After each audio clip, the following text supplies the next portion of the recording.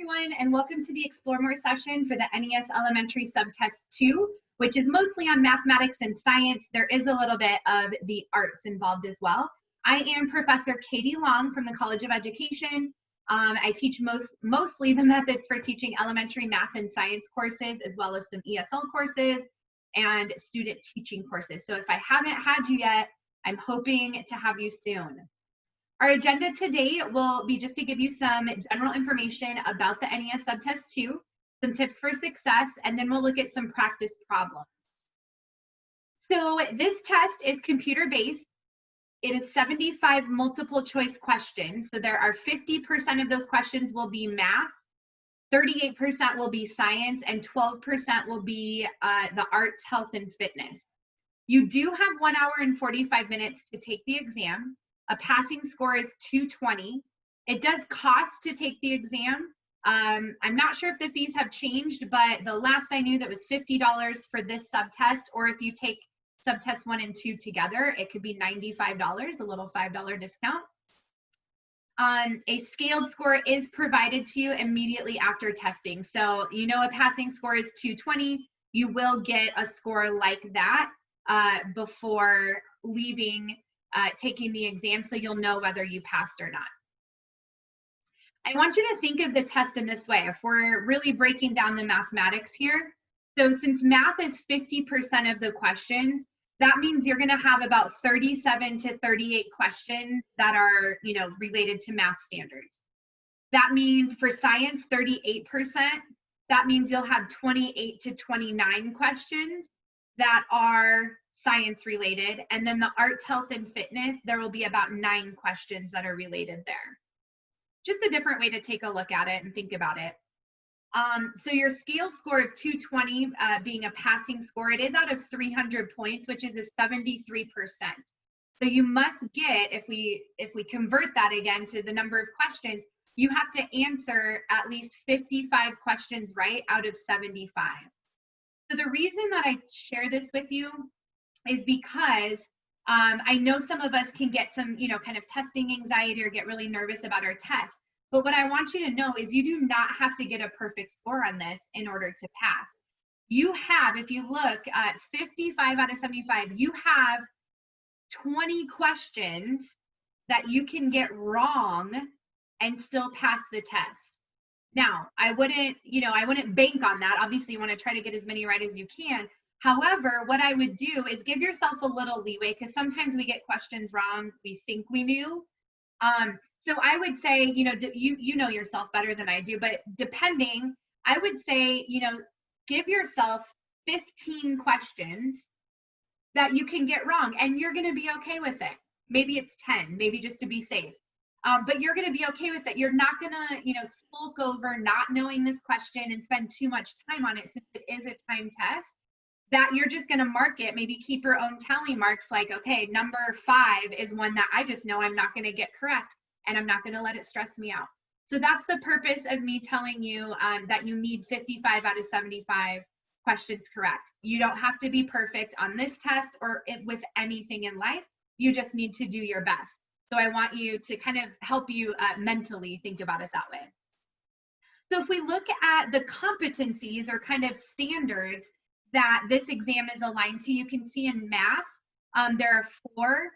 So we're talking about numeration, just basic number sense, operations, reasoning, problem solving, communication and representation, data analysis, understanding patterns, algebra and functions, and then of course geometry and measurement. In elementary science competencies, you're going to see life science, physical, earth and space, and then scientific inquiry. So all of the test questions are written to be aligned to these competencies. And we'll dig a bit deeper into these competencies here when we get to our practice problems. So some tips for studying success. Dory from Finding Nemo has some tips for us.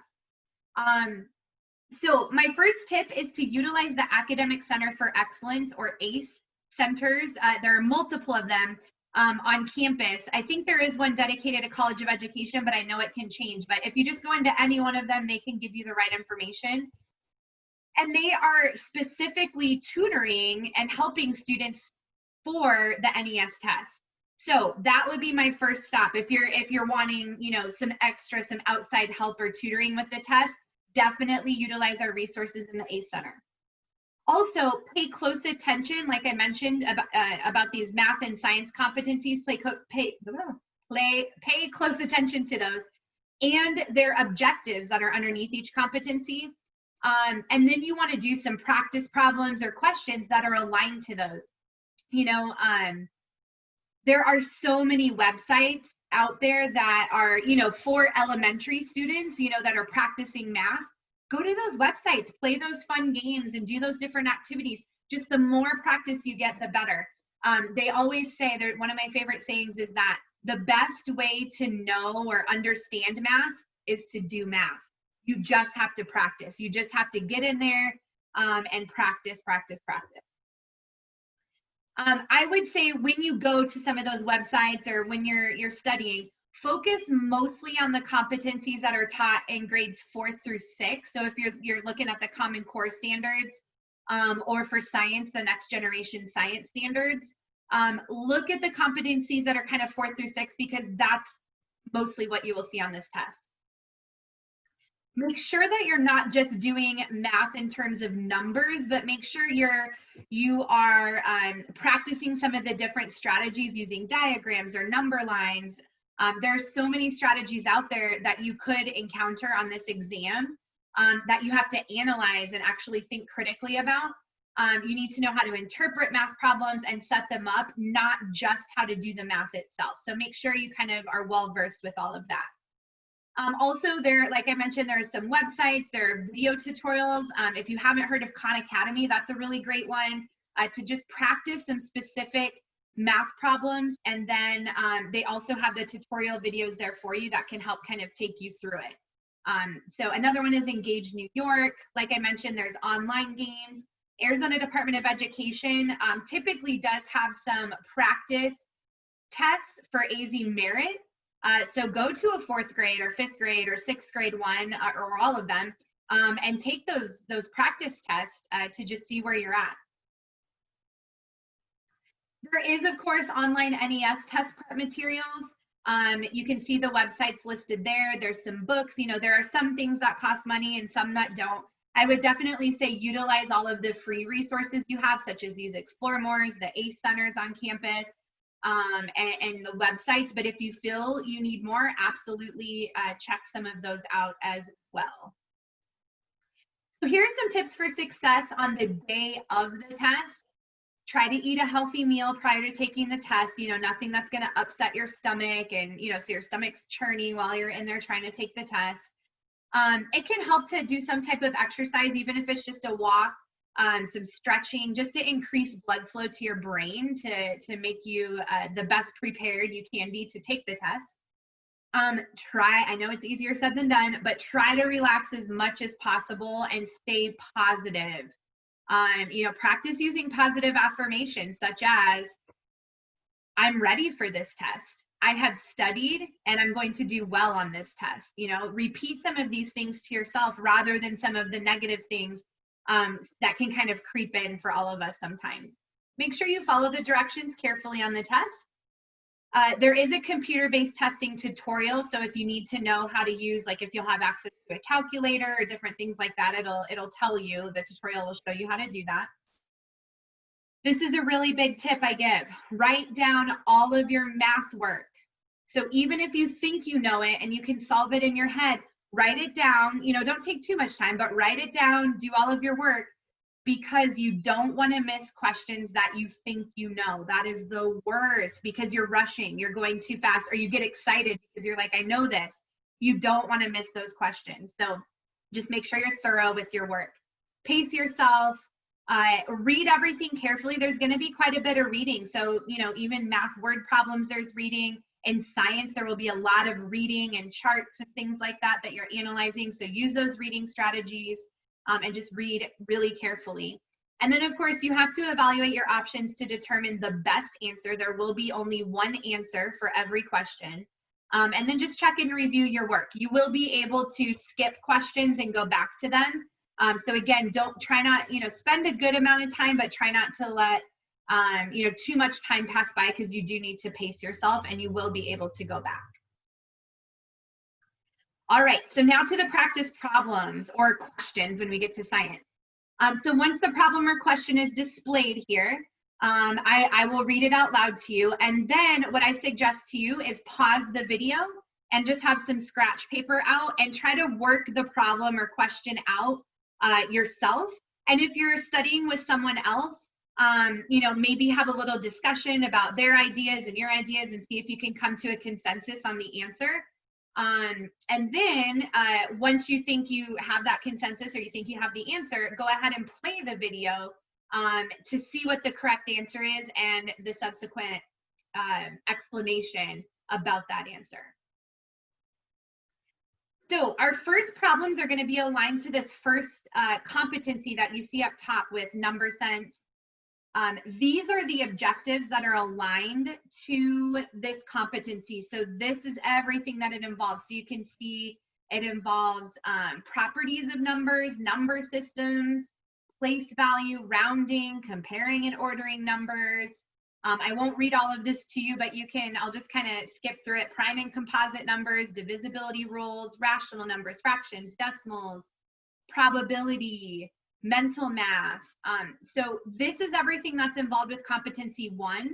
So we are going to do maybe a couple of practice problems that is aligned to this competency. Also in the folder where this video will be located, you will find some other, a packet that goes along with this and some other practice problems that you can try as well. So here's number 1. Nutritional label on a food product states that one serving contains 300 calories. If 8% of the calories come from protein and protein contains 4 calories per gram, how many grams of protein are in one serving of the food product? So your 4 options are 24 grams, 96 grams, 6 grams, 32 grams. Okay, so pause the video and do some work.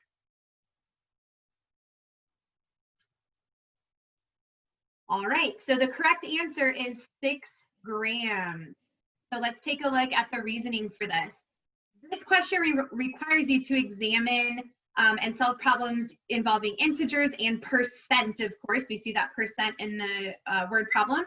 So since 8% of the calories in one serving of the food product come from protein, and there are 300 calories in one serving, you have to multiply 300 times that 8%.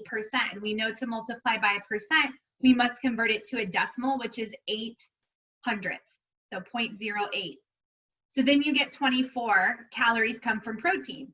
So now there's another step to the problem, right? Since protein contains 4 calories per gram, like it tells us in the word problem, you have to divide 24 calories by 4 calories per gram to get that 6 grams of protein in one serving of the food product.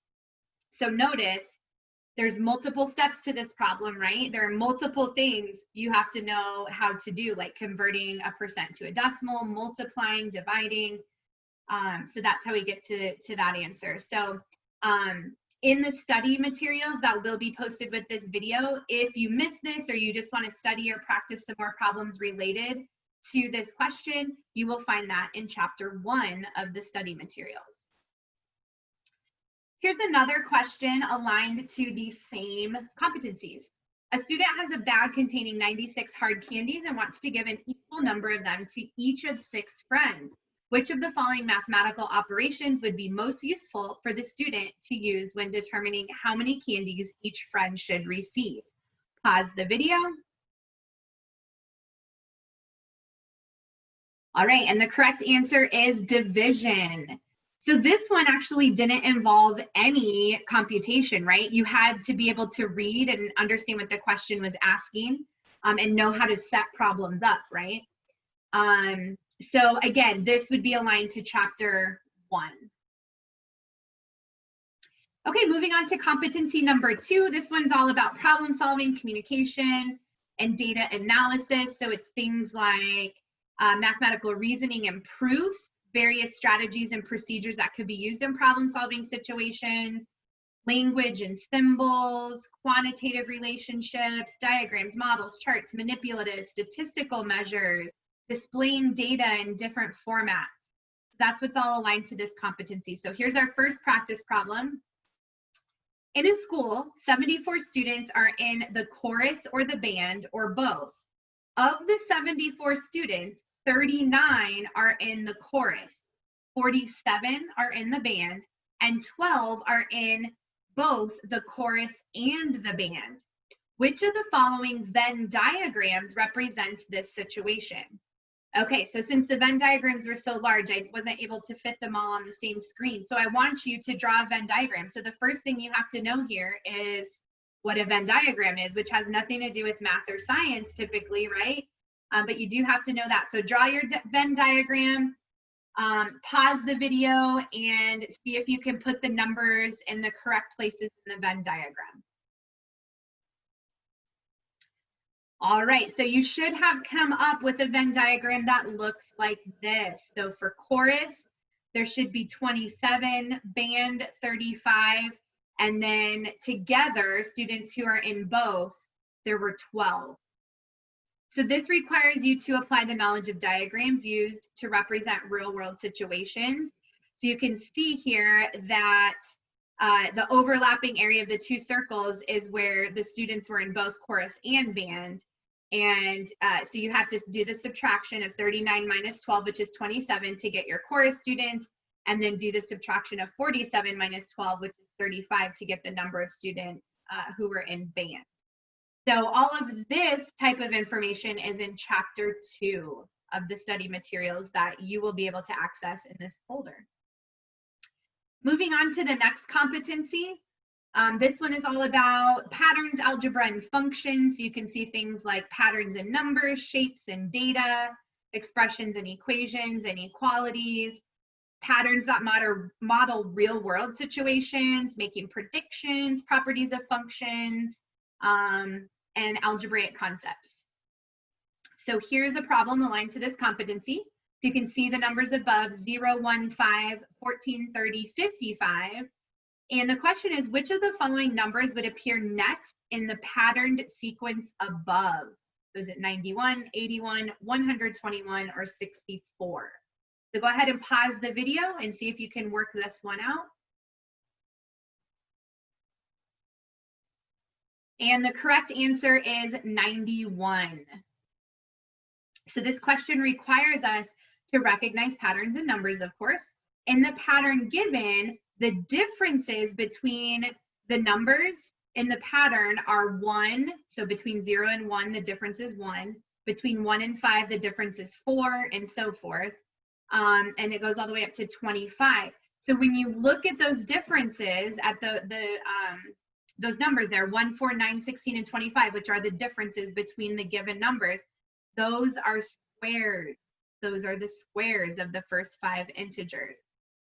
So to determine the next term, the square of 6 or 36 must be added to 55 in order to get 91. So lots of steps involved in this one. You know, patterns can be fairly easy when we first start learning them, but this is obviously a little bit more, you know, upper elementary, possibly middle school, because remember, this exam covers K-8 standards. So anyway, 91 is the correct answer, and this is in chapter 3. Moving on to competency number 4.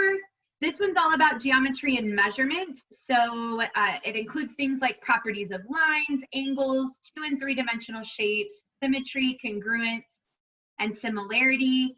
Also problems involving perimeter, area, volume, transformations, measurement, scale, and coordinate systems. Again, we've got geometry with real-world problems, measurement units, tools, measurement techniques, and metric and customary systems. So here's a practice problem. So you can see the diagram above at the top there. So in the diagram above, lines L and M are parallel and are intersected by line N. If the measure of angle A is known, which of the following expressions represents the measure of angle B? So you have to decide, is it 90 degrees minus angle A, 360 degrees minus angle A, 120 degrees minus angle A, or 180 degrees minus angle A. So obviously you are trying to figure out here, when put together, angle A and angle B would equal how many degrees? So go ahead and pause the video to see if you can figure out the answer.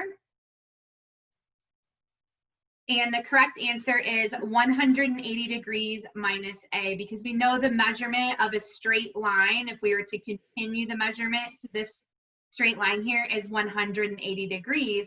We all know that the measurement of an entire circle is 360, right? So half of that is 180. So if we do 180 minus this measurement of angle A, it would give us the angle B measurement, which would be the same if we drew the line up here. So all of this information can be found in chapter 4. And so I do see down here some more vocabulary, because we've got parallel, intersected, and the measure of the angle. So it does say, since the corresponding angle is the supplement angle, so that's an important word that I didn't use initially, of angle A, angle B is also the supplement of angle A. So again, all of this in chapter 4. All right, moving on to science.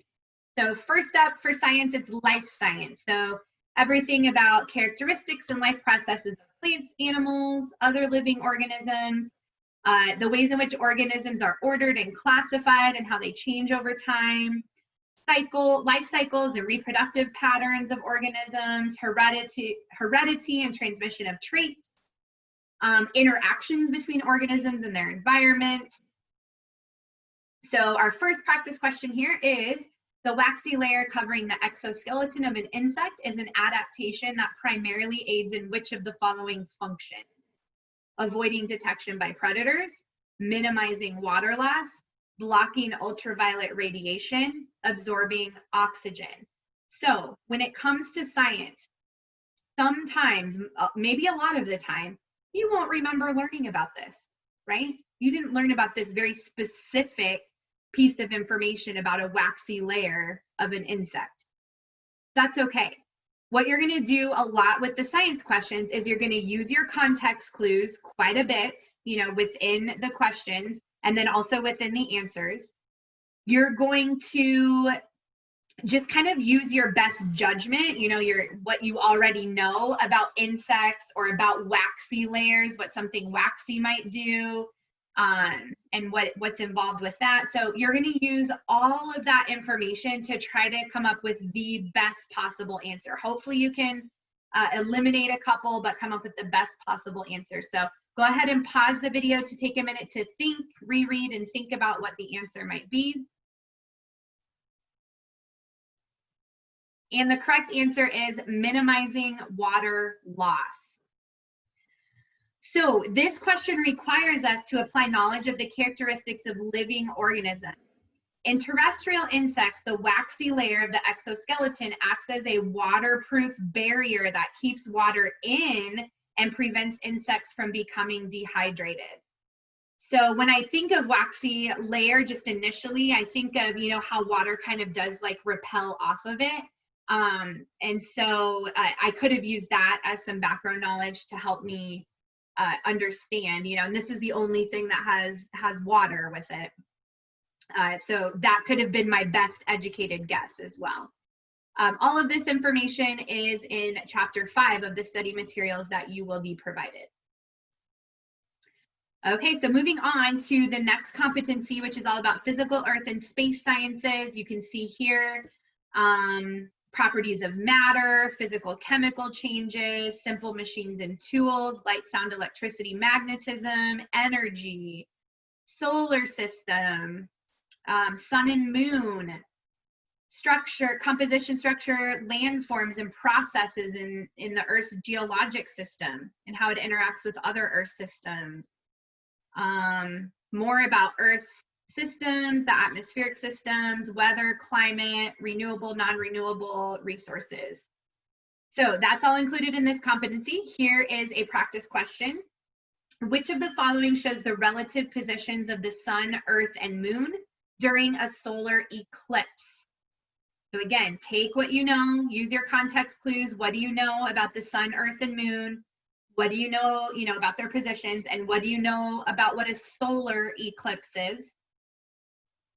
Pause the video, study the pictures, and come up with your best answer. The correct answer is the one you see circled there. So this question requires us to recognize the effects of the relative positions of the sun, earth, and moon. So a solar eclipse can only occur when the moon moves directly between the sun and earth, casting its shadow over part of earth, right? So you'd need to know that solar refers to sun, right? As opposed to a lunar eclipse, which would refer to the moon. So solar, sun, lunar, moon. So these are just some vocabulary terms and words that you'll probably need to refresh yourself on. And so all of this information for this competency is in chapter 6. Moving on to competency number 7 for science, which is all about the nature of science and the processes of scientific inquiry. So this kind of refers to, if you've already taken your elementary methods for teaching science course, this refers to kind of the science practices, or maybe you've learned about the science and engineering practices, all of those types of things, inquiry, methods and strategies, all of that is involved here. All of the things that scientists do, right? Observation, collecting, measuring, recording, summarizing, analyzing, representing scientific data, relationships between science and other areas such as math and technology and society, all of those types of things. So our practice question here: the relationship between form and function is a common theme in science. For example, the specific type of chemical bonding between copper atoms is what is responsible for the high electrical conductivity and ductility of this metal. Which of the following is another example of this relationship? The expression of human genes in bacterial cells, the jigsaw puzzle-like characteristics of the continents, the shape of plant leaves in the understory of a tropical rainforest, the differences in weathering patterns caused by wind and water.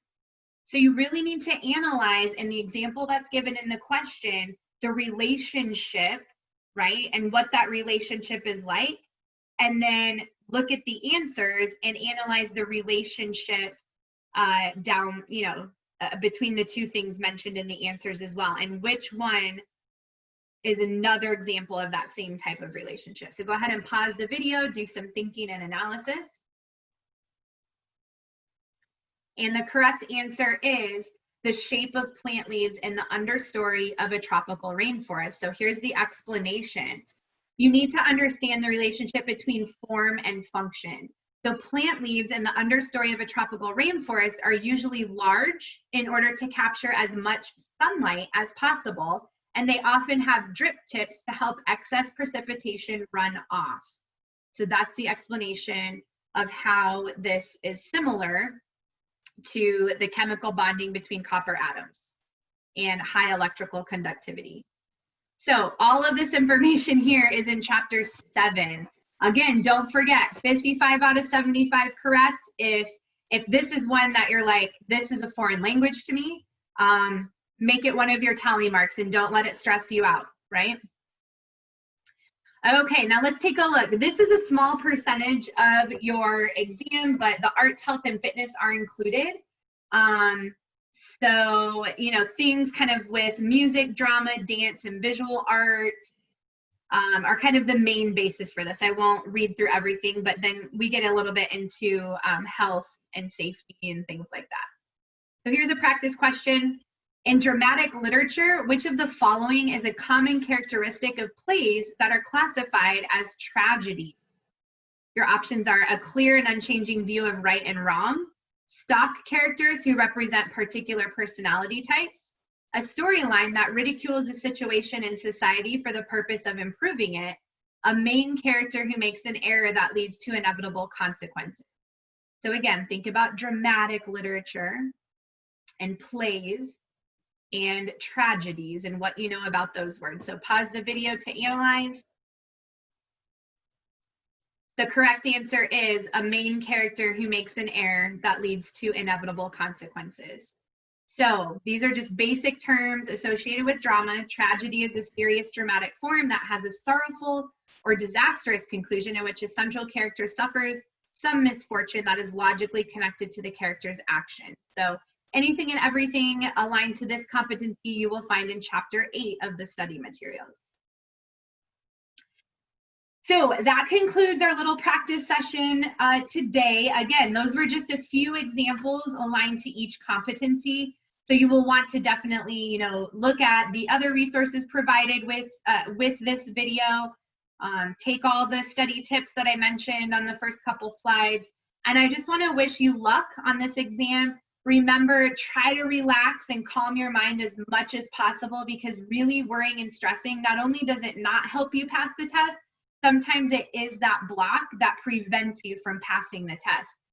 There are lots of times I see students who know it, they know the stuff, they should be able to pass, but their thoughts and their anxiety about it just kind of gives them a block. So work on some strategies for reducing that stress and being able to calm your mind so that you're able to do well. And make sure you stay positive. If you have any questions for me, you can see my email there on the screen. Don't hesitate to shoot me an email to ask me a question or ask me for any other resources. So I look forward to hopefully having you in class if I haven't seen you already, and best of luck.